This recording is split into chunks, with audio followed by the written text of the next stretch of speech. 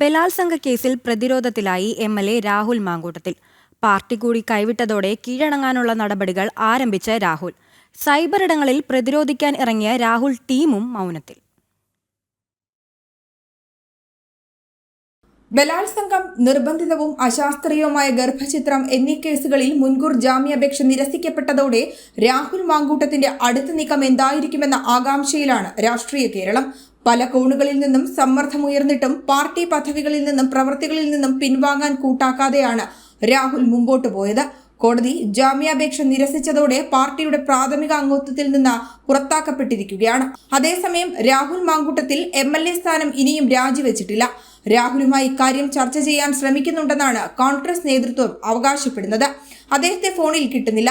ഫോണിൽ കിട്ടിയാലുടൻ രാജി ആവശ്യപ്പെടാനാണ് KPCC ഒരുങ്ങുന്നതെന്ന റിപ്പോർട്ടുകളുണ്ട്.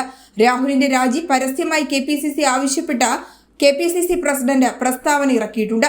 UDF convener Adoor Prakash, K. Muraleedharan ഉൾപ്പെടെയുള്ളവരും രാജി വേണമെന്ന ആവശ്യക്കാരാണ്.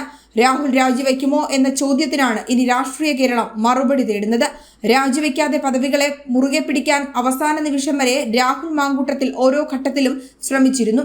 പരാതി ഉയർന്ന ആദ്യഘട്ടത്തിൽ യൂത്ത് കോൺഗ്രസ് അധ്യക്ഷ സ്ഥാനം രാജിവെപ്പിക്കാൻ പാർട്ടിക്ക് കടുത്ത സമ്മർദ്ദം ചെലുത്തേണ്ടി വന്നിരുന്നു.